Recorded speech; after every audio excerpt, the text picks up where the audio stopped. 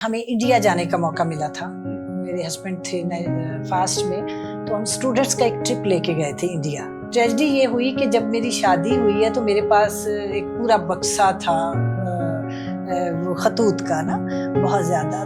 लेकिन ये कि मेरे घर वालों को कोई शौक़ नहीं था, ना मेरी कोई बैकग्राउंड लिटरेरी है, कोई किसी को ना लिखने का शौक़ था, ना पढ़ने का मेरे वालिद साहब को था, मेरे भाइयों को तो बिल्कुल भी नहीं था।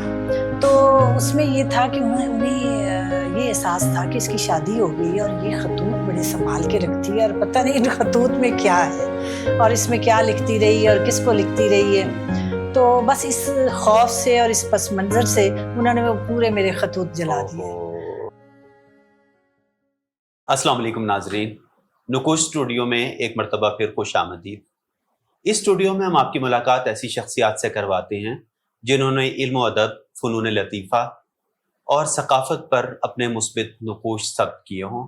हमारी आज की मेहमान शख्सियत भी इन्हीं खुसूसियात की हामिल हैं।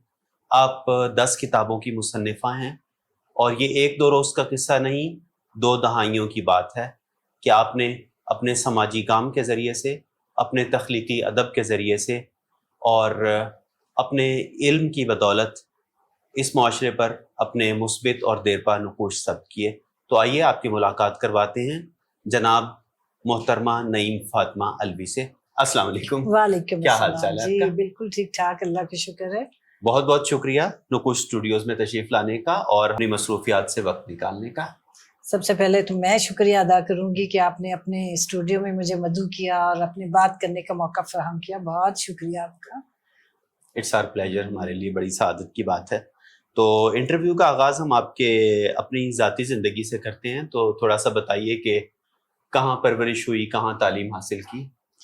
अपनी ज़िंदगी के मोती चुनना कोई आसान काम नहीं होता, कहाँ से शुरू करें, कहाँ से ख़त्म करें। लेकिन मुख्तसरन ये कि मेरे वालिद साहब इरिगेशन में थे और वो जैसे कि सरकारी मुलाजिम होते हैं, करिया करिया घूमते हैं, तो इसी तरह घूमते फिरते मेरी भी परवरिश भी हुई और इसी तरह तालीम मुकम्मल हुई। लेकिन ज़्यादा अरसा हम लोग कह लें कि पसमानदा इलाकों में रहे हैं, क्योंकि दूर दराज शहर से वो बंगले मिला करते थे और वहाँ फिर हम रहते थे। तो नज़दीक जो भी स्कूल होता था गांव में जो या कस्बे, शहर तो बहुत ही दूर होते थे जहाँ हम लोग रहते थे। तो बस इसी तरह फिर स्कूलों में घूमते घामते। और बाज़ औक़ात तो ये है कि एक मैं मेंशन करना चाहूँगी कि एक जगह तो मेरे वालिद की ट्रांसफ़र हुई और वहाँ स्कूल ही नहीं था, लड़कियों का स्कूल नहीं था। फिर मुझे लड़कों के स्कूल में स्पेशल इजाज़त लेके तो दाखिल करवाया गया। तो मैं पूरे स्कूल में अकलौती लड़की थी। तो वो बड़ा मज़े का टाइम था और बड़ा दिलचस्प किस्से हैं उसके। तो बस इसी तरह फिर ज़िंदगी का सिलसिला चलता रहा। फिर बड़ी क्लासेस में जब आए हैं तो फिर मुझे हॉस्टल में भी रहना पड़ा, इसी वजह से कि वालिद दूर दराज रहते थे शहरों से। तो हॉस्टल का अपना एक पुरलुत्फ़ तजुर्बात हैं। और इसी तरह फिर मास्टर पंजाब यूनिवर्सिटी से मैंने मास्टर्स किया और इसी तरह कंप्लीट कर ली अपनी। आपका अदब की तख्लीक का शौक़ माशाल्लाह बहुत एक्सटेंसिव, बहुत वसी है। 10 किताबों की मुसन्निफ़ा हैं। तो कब ये ख्याल आया कि बस अब कलम उठा लेना चाहिए और लिखना चाहिए? असल में ये है कि मेरा तो ख्याल है कि ये ख्याल नहीं आता, ये आपके अंदर ही कोई ना कोई सलाहियत होती है और वो सलाहियत जो है वो भी आपकी जैसे जैसे परवरिश होती है ना, वो भी पनपती रहती है, वो भी कहीं ना कहीं आपके अंदर वो सुलगती रहती है ना, तो वो आपको एक्टिव रखती है। तो मुझे बचपन में पढ़ने का बहुत शौक था, मैं किताबी कीड़ा थी। ये बच्चों के रिसाले बहुत हमारे घर में आया करते थे, वो भी पढ़ती थी। फिर अभी मुझे समझ नहीं आती थी, लेकिन मेरे वालिद साहब भी किताबों के शौकीन थे, तो मैं उनकी किताबें भी पढ़ लिया करती थी। और जब इंसान पढ़ता है तो वो उसके अंदर अल्फाज का ज़ख़ीरा जमा होता चला जाता है। तो मैं बहुत छोटी थी, तीसरी चौथी जमात में थी, तो एक खुदामुद्दीन रिसाला हमारे घर आता था और उसमें एक कॉलम होता था बच्चों के सफ़ा ना। तो मुझे शौक हुआ कि ये बच्चों का सफ़ा है तो इसमें मुझे भी कहानी लिखनी चाहिए। तो वो मेरी पहली कहानी थी जो मैंने बच्चों के लिए लिखी और मैंने अपने घर वालों से चोरी चोरी वो उस पे एड्रेस भी लिखा हुआ था, तो उस एड्रेस पे पोस्ट कर दिया और वो छप गई। तो वो मुझे आज तक वो याद भी है और खुशी भी है। اور اس کے بعد میرا خیال ہے کہ مختلف طریقوں سے یہ سلسلہ چلتا رہا، کیونکہ ہمارا زمانہ جو ہے نا وہ بہت ہی فرق زمانہ تھا. ہمارے ہاں ابھی اس زمانے میں خواتین کی ایجوکیشن پہ اتنی زیادہ توجہ نہیں دی جاتی تھی. وہ کہتے تھے کہ بس انہوں نے کیا نوکری کروانی ہے یا کیا کرنا ہے، تو پھر بس گھر میں ہی اس پہ اسٹرگل کرتی رہی، پڑھتی رہی. اور اس زمانے میں لکھنے کا بھی شوق تھا، پھر دوستیاں تھی بہت زیادہ، ہمیشہ سے میں بہت سوشل رہی ہوں، تو میرے خطوط میں بہت لکھتی تھی. اچھا، جب خطوط لکھتی تھی تو وہ خطوط مجھے کبھی ان کے گھر، دوستوں کے گھر جانے کا اتفاق ہوتا تھا تو وہ میرا تعارف ہی اس طرح کرواتے تھے، یہ ہے نعیم فاطمہ الوی جس کا خط آپ نے پڑھا تھا. مطلب وہ خط میرا سارا گھر پڑھتا تھا اور سارا گھر واقف ہوتا تھا. تو وہ پھر زندگی کے، آپ دیکھیں کہ خطوط نویسی بہت ہی خوبصورت چیز ہے کہ آپ اپنی زندگی سے جڑے ہوئے ایکسپیرینس جو ہیں وہ شیئر کرتے ہیں دوستوں کے ساتھ. اس زمانے میں اس طرح گپ شپ تو نہیں ہوتی تھی، لیکن یہ کہ وہ خطوط میں اپنا وہ جو اگریشن ہے یا جو بھی آپ فیل کرتے ہیں تو وہ اس زمانے میں شیئر کر لیا کرتی تھی.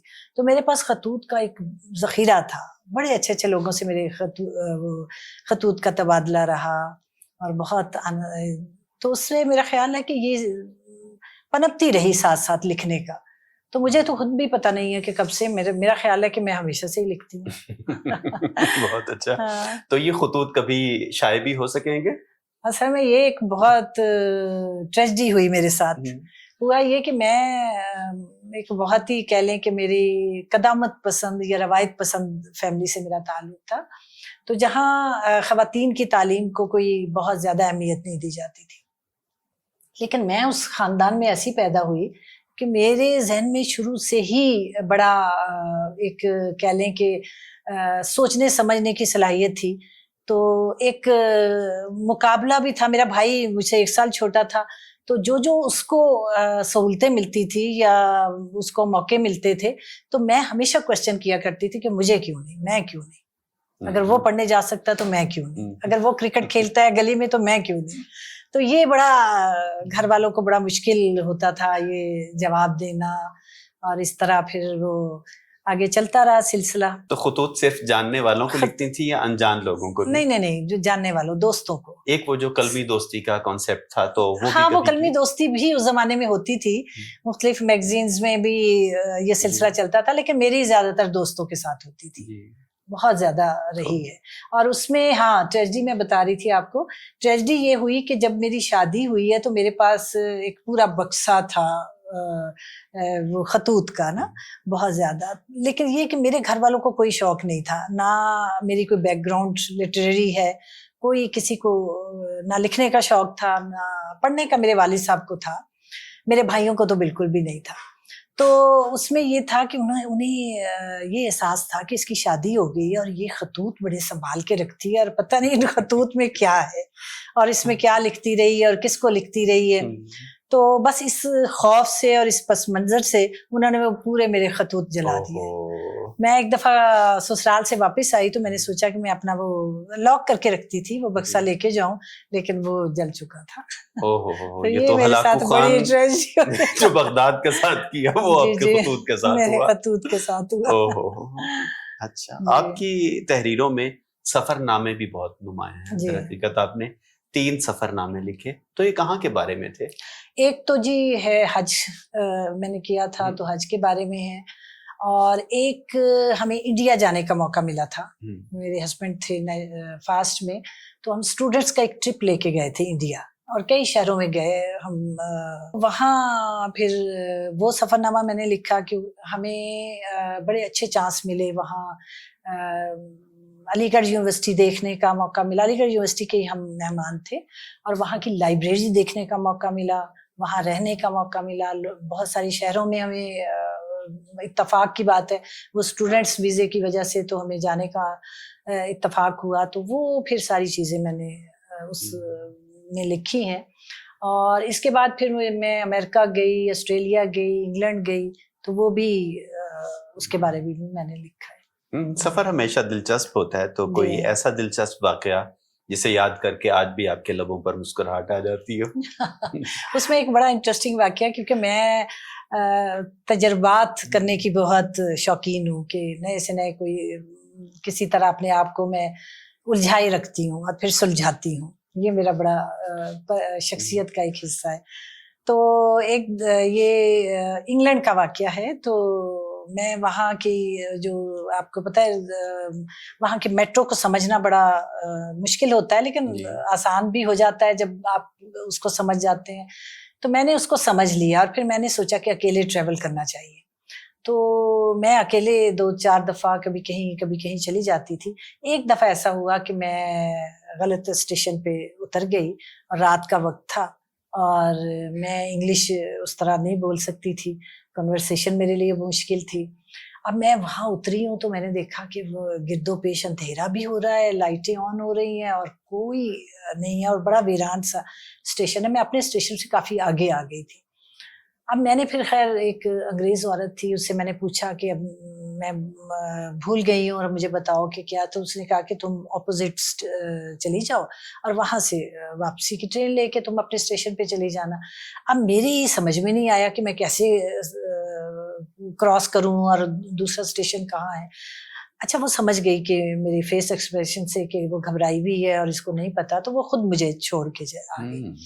اب میں وہاں داخل ہوئی ہوں تو آٹومیٹیکلی میرے چہرے پہ ہوائیاں اڑی ہوئی تھی اور میں پریشان تھی.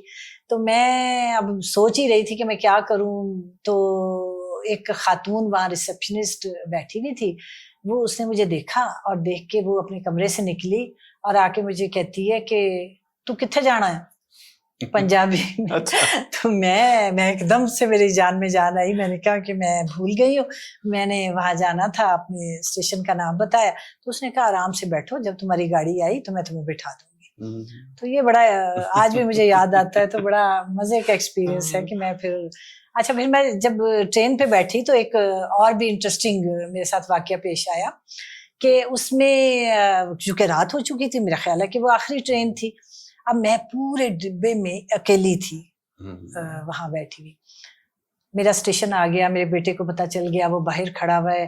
اب میں اترنے کی کوشش کر رہی، میں نے سوچا کہ آٹومیٹیکلی دروازہ کھل جائے گا. اب وہ دروازہ کھلے ہی نا.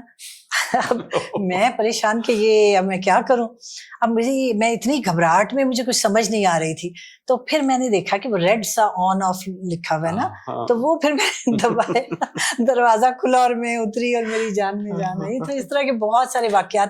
آپ کو پتہ سفر جب گھر سے نکلتا ہے تو بہت انٹرسٹنگ واقعات آپ کے ساتھ پیش آتے ہیں اور وہ بہت ہی مزے کے ہوتے ہیں. آپ کی تحریروں میں ماشاءاللہ بہت تنوع ہے. آپ نے تحقیقی مقالہ جات بھی لکھے، سفر نامے بھی لکھے اور سماجی ایشوز پہ بھی لکھا، اور دلچسپ بات یہ ہے کہ اپنے بچوں کی کہانیاں بھی لکھی. تو اس کے پیچھے کیا راز ہے؟ کیا راز ہے؟ اصل میں بچوں کی کہانیاں میں تو یہ سوچتی تھی کہ میں نہیں لکھ سکتی، کیونکہ اس لیول پہ آ کے میرے بچے بھی کہتے تھے کہ آپ بہت اسکیل لکھتی ہیں اور بہت مشکل ہے اور وہ بچوں کے لیول پہ آپ نہیں لکھ سکتی. تو یہ میں کریڈٹ دوں گی نیشنل بک فاؤنڈیشن کے راجہ مظہر جو پہلے MD تھے، مینیجنگ ڈائریکٹر. انہوں نے مجھے ایک دفعہ بٹھایا، انہوں نے کہا کہ جی ہماری سوسائٹی میں بہت زیادہ ضرورت ہے بچوں پہ کام کرنے کی، تو آپ بچوں کے لیے کہانیاں لکھیں. اور انہوں نے کہا کہ میں یہ چاہتا ہوں کہ جو ہماری ایج میں جو گیمز ہم کھیلتے تھے چھوٹی چھوٹی، وہ اب متروک ہو گئی ہیں لوگوں کے ذہنوں میں، نئی نسل وہ نہیں جانتی نا، تو آپ اس کے بارے میں لکھیں. تو وہ میں نے سن لی بات، گھر پہنچ گئی، لیکن انہوں نے چھوڑی نہیں. انہوں نے پھر ایک ورکشاپ تھی لاہور میں، انہوں نے کہا کہ آپ اس ورکشاپ میں جائیں. اس ورکشاپ میں جب میں گئی ہوں تو وہاں جا کے سچی جو بات ہے کہ مجھے اس سے پہلے، میں تو اکثر کہہ دیتی ہوں، اس میں کوئی ایسی بات نہیں، کہ ہم یہ سوچتے تھے کہ پتہ نہیں یہ انفیریئر کام ہے بچوں کے لیے لکھنا، لیکن بچوں کے لیے لکھنا، بچوں کے ذہن سازی ہو رہی ہوتی ہے، وہ بہت مشکل کام ہے. پھر میں نے اس پہ سوچا، بچوں کی بہت ساری کتابیں پڑھی. تو وہاں اس ورکشاپ میں میری ایک کہانی بھی سلیکٹ ہوئی، تو وہ بھی چھپی. اور اس کے بعد پھر میں نے واپس آ کے وہ گیمز کے حوالے سے کتاب لکھی، بچپن کی کہانیاں.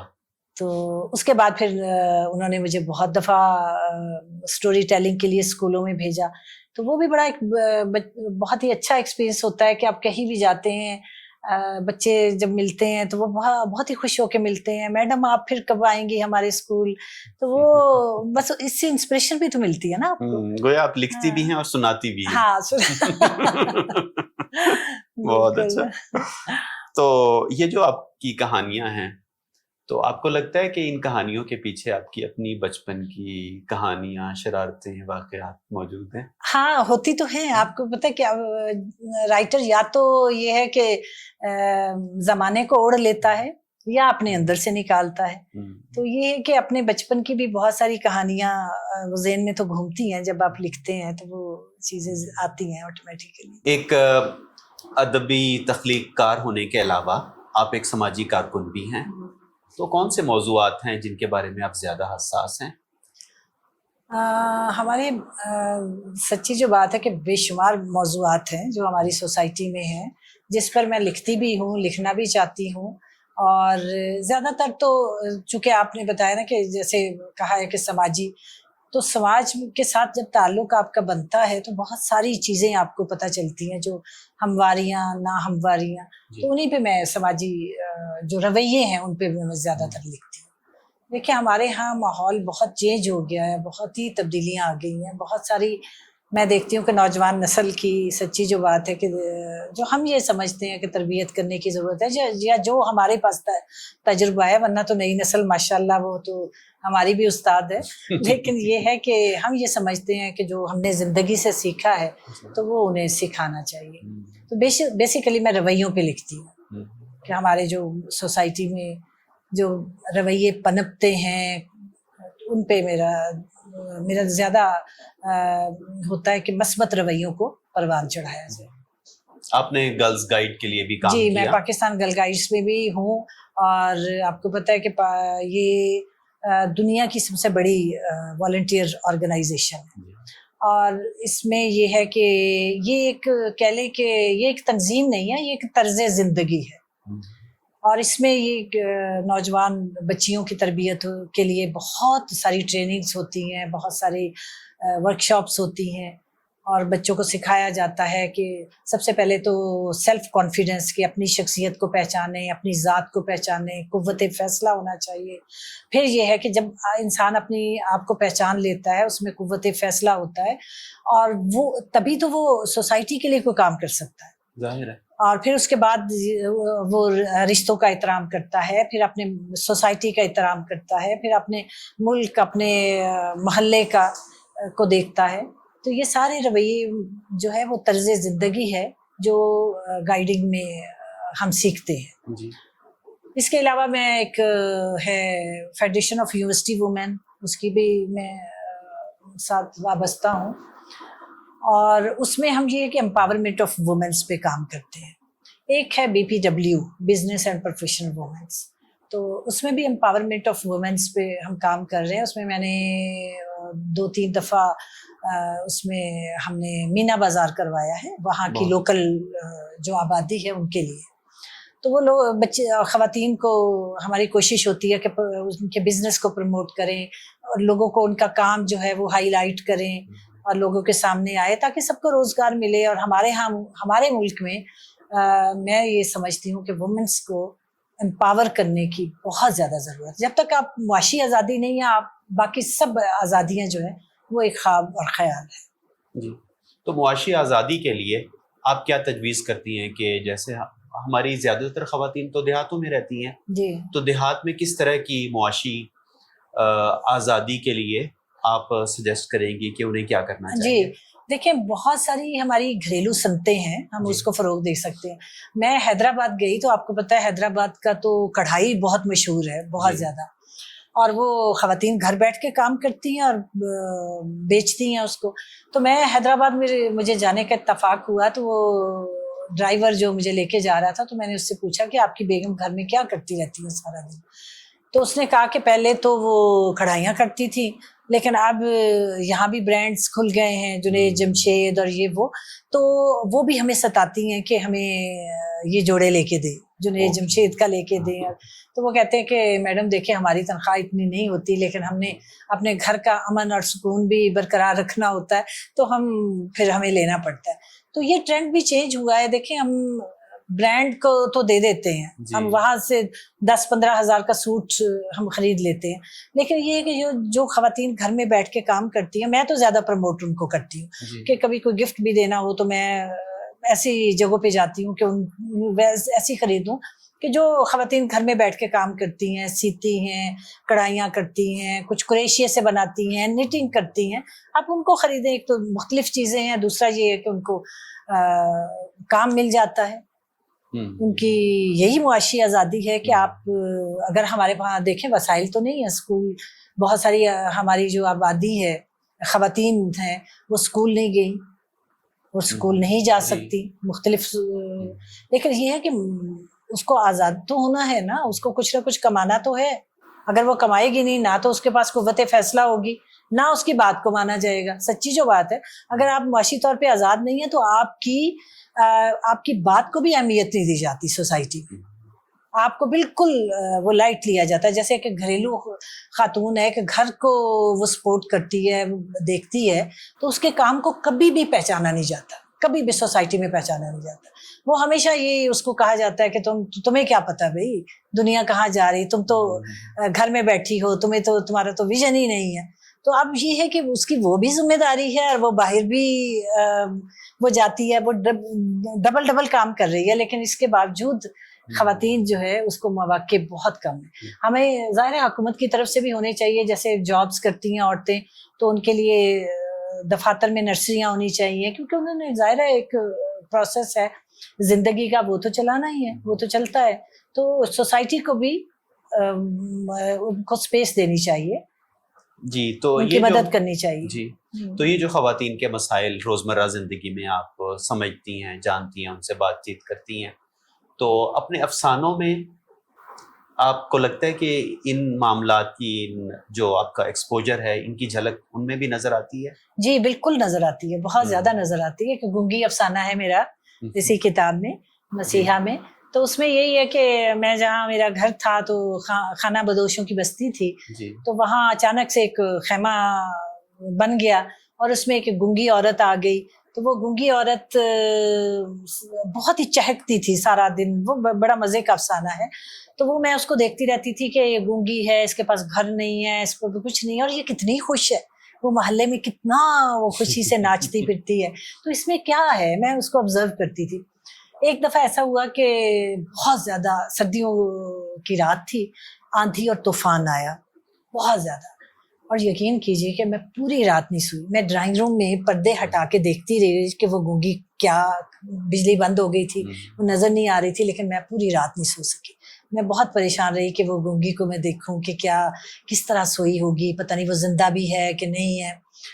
اچھا, میں پوری رات جاگتی رہی, اور جب میں صبح تھوڑی دیر سوئی ہوں اور اٹھ کے جب دیکھا ہے تو وہ اسی طرح شاش بشاش اور وہ کھیلتی پھرتی رہی. تو وہ پتہ چلا کہ وہ پلاسٹک کی چادر تھی, وہ رضائی کے اوپر اوڑھ کے تو وہ بارش میں سو گئی, اور صبح اٹھی ہے تو وہ پھر ہنستی کر. اور اس کا جو اینڈ ہے افسانے کا وہ یہ ہے کہ میں چونکہ اس کا بہت زیادہ پین لیا اور تکلیف مجھے ہوئی اس کی, میں اس کو بہت آبزرو کرتی تھی اس کو. تو عید کا موقع تھا, عید پہ اس نے میں نے سوچا کہ اس کو میں خیمہ لے دوں نا, کہ اس کے پاس خیمہ نہیں ہے تو خیمہ لے دوں.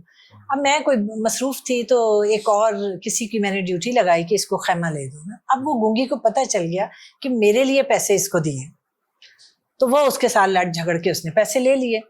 اب پیسے لیے تو اس نے جا کے شاپنگ کی ڈٹ کے, اس میں اس نے نیل پالش لی, اس نے لپسٹک لی, اس نے نیا جوتا لیا, کپڑے لیے, تو لے کے تو بڑی چہکتی اور خوش, اور وہ میرے پاس آئی اور مجھے دکھا رہی ہے کہ یہ دیکھو میں نے تم نے جو پیسے دیے تھے تو اس کے میں نے یہ لیا. تو یہ دیکھیں طرز زندگی ہے نا, انسان کی سوچ ہے, خوش رہنے کا ایک طریقہ ہے, ایک سلیقہ ہے, کوئی کسی طرح بھی خوش رہ سکتا ہے. اب آپ کے کیونکہ تخلیق نگاری کا ذکر چل ہی پڑا ہے, تو اگر آپ اپنے تحریر سے کوئی ناظرین کے لیے عطا فرما سکیں. جی جی جی بالکل. میں اپنی بک میں سے میں نے ڈھونڈا ہے کہ جو سب سے مختصر ہے تو وہ میں آپ کو سنا. ضرور. جی, یہ میری کہانی کا عنوان ہے جھرنا. یہ انسان کے اندر کی کہانی ہے کہ جب انسان کے اندر خوشیاں ہوتی ہیں، جیسے میں گونگی کا ذکر کیا، تو اس کو پوری دنیا ایک باغ و بہار اور خوبصورت اور حسین لگتی ہے، اور جب انسان کے اندر غم ہوتا ہے، دکھ ہوتا ہے، تکلیف ہوتی ہے، تو اس کو دنیا کا حسن جو ہے نا وہ مان پڑ جاتا ہے اس کے سامنے. تو یہ فیلنگز جو ہے نا وہ اس افسانے میں ہے. خاتون، کیا میں یہاں بیٹھ سکتا ہوں؟ جی تشریف رکھیے. اگر آپ برا نہ منائیں تو میں ان آنسوؤں کی جھڑی کا سبب پوچھنا چاہتا ہوں. آپ اتنا رو کیوں رہی ہیں؟ آپ ہیں کون؟ میں ایک تخلیق کار ہوں، بس یہی میرا شغل ہے، یہی ذریعہ آمدنی اور یہی وجہ شہرت. میں بہت حساس انسان ہوں. جب زندگی کی مسافتیں ماپتے ماپتے تھک جاتا ہوں تو کچھ دیر سستانے کے لیے اس قدرتی آبشار کے سامنے آ کر بیٹھ جاتا ہوں. یہ پہاڑ، یہ سبزہ، یہ صاف شفاف پانی کا آبشار، جھرنوں کی مترنم آواز، درختوں سے لٹکتے مٹکتے ہوئے پھل، ہوا کی چھیڑ خانی سے پتوں کا لجانا، شرمانا، جھومنا، اور پھر ایک دوسرے سے گھل مل جانے کی سرشاری اور سرگوشیاں کرتی ہوئی آوازیں. واہ. میرے اندر کی تمام کثافتیں دھو کر مجھے تازہ دم کر دیتی ہیں. ان خوبصورت نظاروں میں جہاں خدا کی خدائی کا سارا حسن عبادت کی طرح جسم میں تحلیل ہوتا ہے، آپ رو رہی ہیں. کیا میں اس کی وجہ جان سکتا ہوں؟ کچھ عرصہ پہلے میں بھی اس آسودگی کے لیے یہاں آیا کرتی تھی. اے اجنبی نوجوان، درختوں کی ٹھنڈی ٹھنڈی چھاؤں، جھرنوں کی مترنم آوازیں اور کچی مٹی کی سوندھی سوندھی خوشبو مجھے بھی تازہ دم کر دیا کرتی تھی. مگر اب کی بار بات اور ہے. خاتون کے آنسو تھے کہ تھمنے کا نام ہی نہیں لے رہے تھے. ہمدردی کے چند بول سنے تو وہ سسک سسک کر رونے لگی. تم تو صرف ان آنسو ہی کو دیکھ سکتے ہو نا جو بہہ رہے ہیں. اے نوجوان تخلیق کار، میرے اندر اس طرح کا ایک جھرنا ہے جو دل کے نہا خانوں سے پھوٹتا ہے. یہ آنسو جو تم دیکھ رہے ہو نا، یہ وہ آنسو ہیں جو پیمانہ چھلک جانے کے بعد نمودار ہوتے ہیں. اے اجنبی، مجھے چھو کر بتاؤ، کیا میں زندہ ہوں؟ اور یہ محسوسات کی دنیا جہاں میں اور تم موجود ہیں کیا ہے؟ جنت یا جہنم؟ میرے ہمدرد، میں جس آگ میں جل رہی ہوں وہ مجھے ایک ہی دفعہ جلا کیوں نہیں دیتی؟ وہ مجھے جھلسا تو رہی ہے، مار کیوں نہیں دیتی؟ میں کیوں زندہ ہوں؟ جانتے ہو میں درخت کے سائے تلے ٹھنڈی چھاؤں میں بھی جل رہی ہوں. ہوا چلتی ہے تو پتوں کی سنسناہٹ آگ کے شعلوں کو اور بھڑکا دیتی ہے. واہ. جھرنوں کی آوازیں، یہ تو پانی کے وہ قطرے ہیں جو دھرتی سے لپٹ لپٹ کر بین کر رہے ہیں. ذرا سنو تو، وہ چیخ رہے ہیں، چلا رہے ہیں. پہاڑوں کی کوکھ سے نکلنے والے چشمے وہ آنسو ہیں جو ساغر چھلک جانے سے بہہ نکلے. پرندوں کی چہچہاہٹ تمہیں بھلی لگتی ہوگی نا، مگر یہ چہچہاہٹ وہ سسکیاں ہیں جو پرندے میرے غم کو محسوس کر کے میری آواز کے ساتھ ہم آواز ہو کر نکالتے ہیں. واہ، بہت اچھے. تم نے کبھی ان خضرا پھولوں کو غور سے دیکھا ہے؟ یہ خون ناحق کی وہ قطرے ہیں جو زمین کی کوکھ سے چھلک گئے. اے اجنبی نوجوان، اب کی بار تم گھر جاؤ تو ایک ایسی ماں کی تصویر بنانا جس کا بے قصور بیٹا ناکردہ جرم کی پاداش میں مارا گیا ہو. تصویر میں وہ سارا کرب عیاں ہو جس میں اس کی برستی آنکھیں، سسکتا چہرہ نظر آئے. اور اگر تم ایسی تصویر بنا سکو تو اس کے نیچے ایک عبارت لکھنا نہ بھولنا: ماؤں کے جوان بیٹے چھیننے والوں، ان ماؤں کو بھی مار دو. کیا بات، کیا بات. بہت اچھے، بہت اچھے. آپ کی ادبی اور سماجی زندگی، ماشاءاللہ آپ نے بہت کچھ حاصل کیا، بہت کچھ اچیو کیا. کوئی ایسا خواب جو ہنوز ادھورا ہو اور پورا کرنے کی خواہش ہو؟ وہ کہتے ہیں نا، تسکین کو روئیں گے جلووں کے تمنا ہی. انسان کے خواب مکمل ہونے ہی نہیں چاہیے. جب خواب مکمل ہو جائیں گے تو وہ پھر میرا خیال ہے کہ زندگی کا آخری دن ہوگا. انسان کو خواب دیکھتے رہنا چاہیے، وہ انسان کو جوان رکھتے ہیں. تو میرا اگر یہ دیکھا جائے تو میں مطلب میری ایک کہہ لیں کہ پس منظر میں ایک شدید خواہش ہمیشہ سے رہی کہ میں کوئی ایسا فلاحی ادارہ بناؤں کہ جس سے میں لوگوں کی خدمت کر سکوں. بہت اچھا. یہ میری ایک بڑی شدید خواہش ہے جو میں نہیں ابھی تک پوری کر سکی. اچھا. تو جب ادبی اور سماجی مشاغل سے فارغ ہو جاتی ہیں، کچھ فراغت ملتی ہے، تو کوئی ایسا مشغلہ جس کا بہت کم لوگوں کو معلوم ہو؟ جی میرے بہت سارے شغل ہیں، میں بہت جلد یکسانیت سے اکتا جاتی ہوں. مجھے ہر دم ہر پل کوئی نئی چیز چاہیے ہوتی ہے. اگر مجھے کوئی گرد و پیش نئی چیز نہ ہو تو میں اپنے گھر کو بدل دیتی ہوں پورے کا پورا. تو وہ یہ ہے کہ بہت سارے شغل میں نے پالے ہوئے ہیں. مجھے سلائی کا بھی شوق ہے، مجھے نیٹنگ کا بھی شوق ہے، مجھے کریشے کا بھی شوق ہے، کتاب بھی پڑھتی ہوں. تو میرے ساری چیزیں میرے ارد گرد بکھری رہتی ہیں. تو وہ ایک سے دل بھرتا ہے تو وہ دوسرا کتاب، آج کل کتاب بھی ہے میرے پاس، کریشیا بھی ہے میرے پاس. تو وہ میں دونوں چیزیں میری ساتھ ساتھ چل رہی ہوتی. بہت اچھا. جی. زندگی کی سب سے بڑی کامیابی کسے سمجھتی ہیں؟ میرا خیال ہے کہ مجھے لگتا ہے کہ ہر چیز ہی ادھوری ہوتی ہے. کامیابی کی طرف قدم بڑھانا اور کسی کو کامیاب کہنا بہت مشکل کام ہے. کیونکہ مکمل تو کوئی چیز نہیں ہوتی، اس میں کچھ نہ کچھ سکم رہ جاتے ہیں. کوئی ایسی چیز نہیں ہے، ہر ساری چیزیں چلتی رہتی ہیں. آپ کی بہت سارے ایسے کام ہیں جو آپ شروع کرتے ہیں اور پھر کچھ عرصہ چلنے کے بعد آپ انہیں ظاہر ہے کہ جاری نہیں رکھ سکتے. آپ نے لوک ورثہ کے ساتھ مل کے اوپن مائک کا بھی آغاز کیا، تو کیا چیلنجز فیس کیے؟ کیا وہ بڑا دلچسپ تجربہ تھا. اس میں یہ تھا کہ ڈاکٹر فوزیہ سعید تھی اس زمانے میں لوک ورثہ کی، تو میوزک کا شوق بھی تھا مجھے. تو ایک دن انہوں نے آفس بلایا اور انہوں نے کہا کہ جی ہمارے شہر میں بہت لوگ ہیں جو گانا چاہتے ہیں، جن کی جو سریلے ہیں، جن کی آواز بہت اچھی ہے، لیکن ان کے لیے کوئی پلیٹ فارم نہیں ہے، وہ بہت پریشان رہتے ہیں. تو میں چاہتی ہوں کہ ہم لوک ورثہ میں اس کے لیے ایک پلیٹ فارم مہیا کریں، تو آپ ایسا پروگرام کوئی کریں. تو میں نے کہا جی میری بیک گراؤنڈ کوئی نہیں ہے اس کی. تو وہ کہتی ہیں کہ نہیں تم کر سکتی ہو، تم کرو. تو وہ میرے لیے ایک چیلنج تھا. میں گھر آئی، پھر سوچتی رہی، پھر ایک ٹیم بنائی.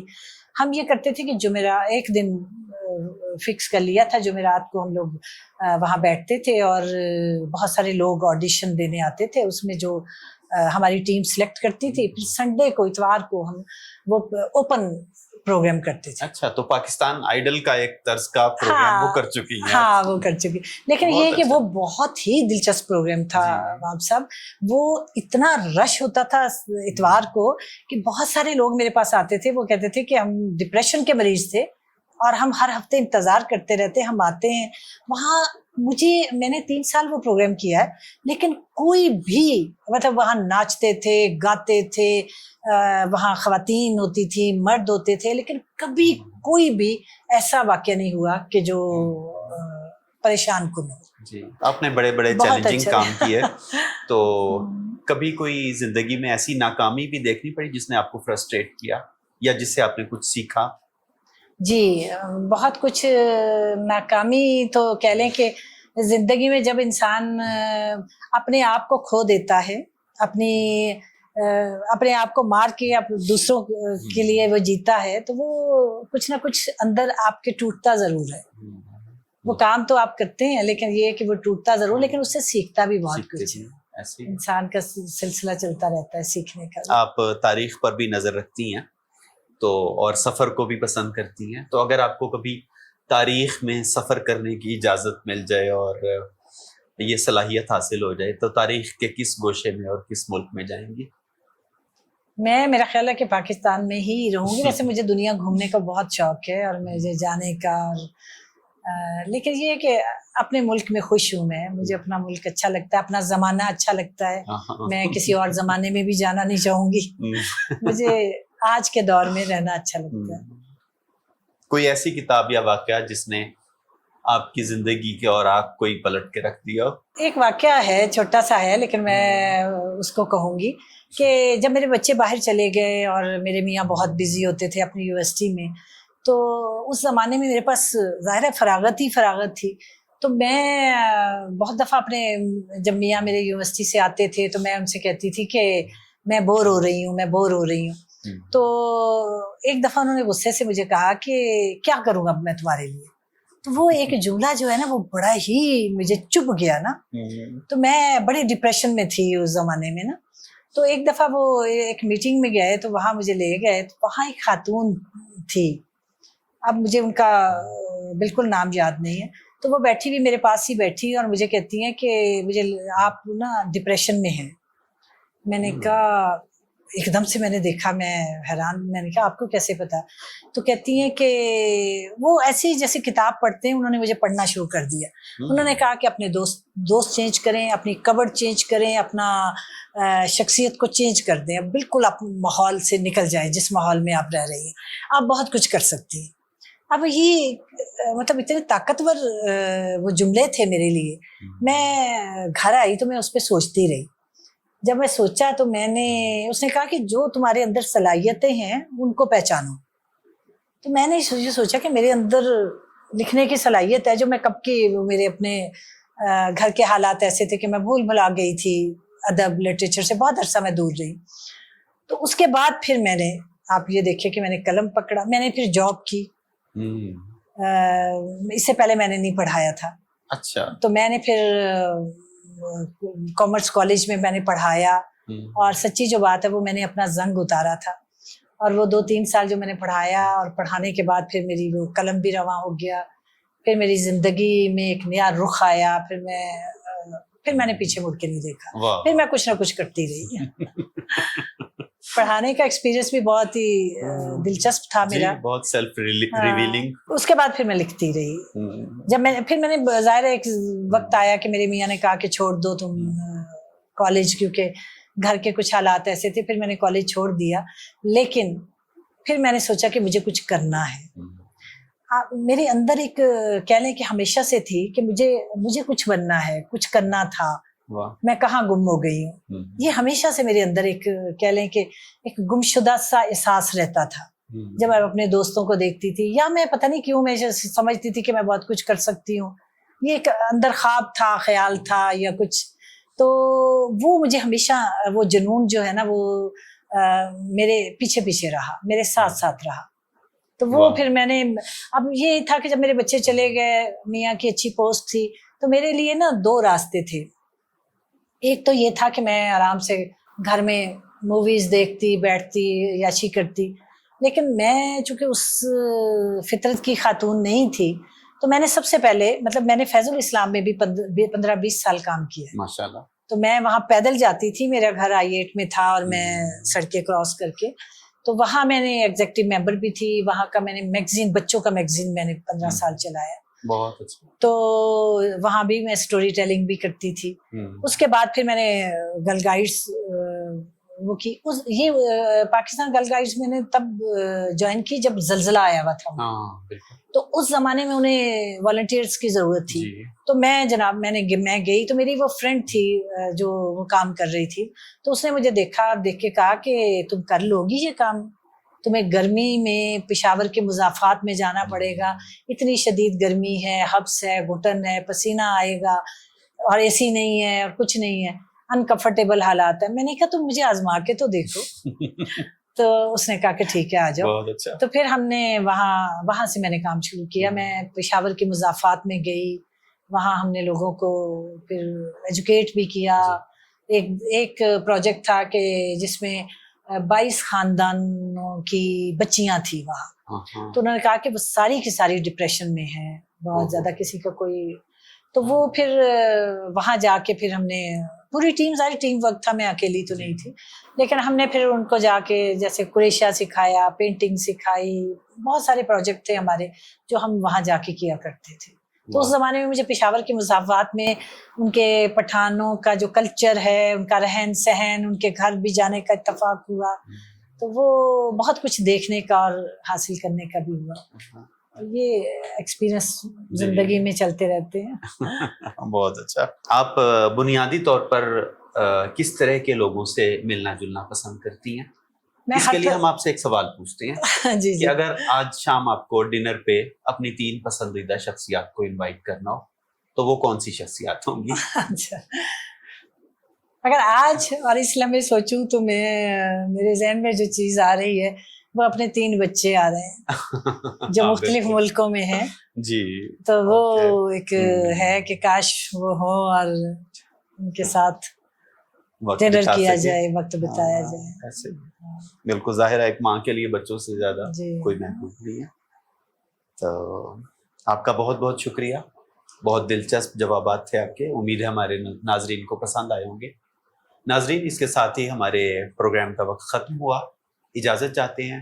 اگر آپ کے مزید کوئی سوالات ہوں تو آپ نیچے کمنٹس میں پوچھ سکتے ہیں, اور ہمارے اگلے پوڈ کاسٹ میں مہمان شخصیت کون ہوں گی, ان سے ہم کون سے سوالات کریں گے, یہ سب جاننے کے لیے چینل کو سبسکرائب کیجیے گا. اجازت دیجیے. محترمہ نعیم فاطمہ الوی, آپ کا بہت شکریہ, بہت شکریہ آپ کا, بہت ہی مزہ آیا, بڑا لطف